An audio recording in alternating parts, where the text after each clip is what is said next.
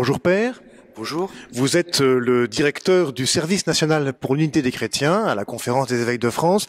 Et si vous êtes là avec nous, c'est pour nous parler de la semaine de prière pour l'unité des chrétiens qui se déroulera du 18 au 25 janvier prochain.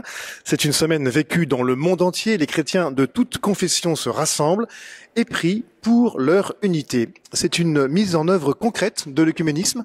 Absolument, oui, puisque l'œcuménisme, c'est-à-dire le grand désir de Jésus que tous les croyants, tous ceux qui se réclament de lui soient unis, comme lui, Jésus, est uni au Père, et bien ce grand désir de Jésus, il s'exprime dans sa prière, dans la prière qu'il adresse à Dieu son Père. Juste avant d'être arrêté, crucifié et ressuscité, Jésus prie pour que ses disciples soient un. Et donc, nous vivons le désir de Jésus de l'unité, d'abord dans la prière.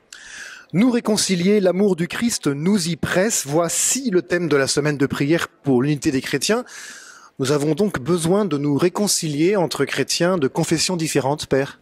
Absolument, oui, puisque malheureusement, au cours des âges, le péché des chrétiens a fait que bien souvent des différences qui sont mystérieusement bonnes et positives, puisqu'elles nous permettent de nous rejoindre et d'éclairer davantage le Christ, ces différences donc ont été conçues et comprises comme des oppositions.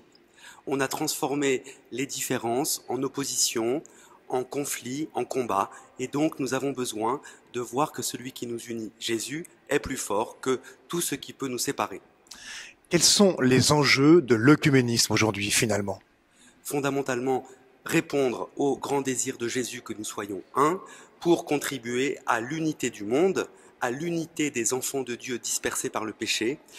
Lorsque les chrétiens acceptent justement de vivre l'unité dans leurs différences, de vivre la réconciliation, de vivre le travail en commun, ils contribuent à unifier le monde.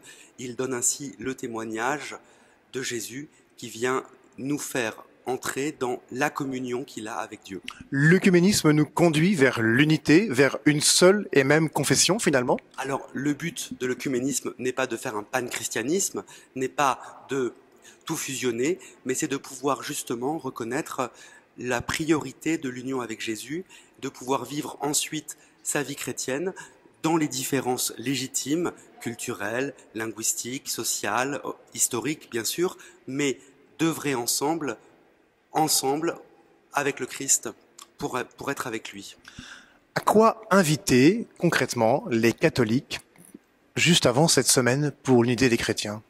D'abord à prier, particulièrement avec plus d'ardeur, et puis de se rendre à toutes les propositions de prière pour l'unité. La prière, cette année, a été préparée par les chrétiens d'Allemagne en référence à la commémoration de la réforme de Martin Luther.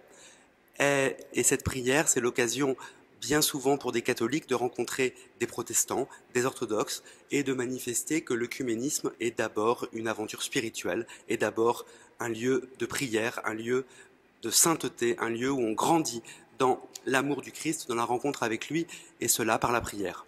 L'œcuménisme, un lieu de croissance. Merci beaucoup, Père Emmanuel Gougaud. Je rappelle que vous êtes le directeur du service national de l'unité des chrétiens. Unité des chrétiens dont la semaine de prière se déroulera du 18 au 25 janvier prochain.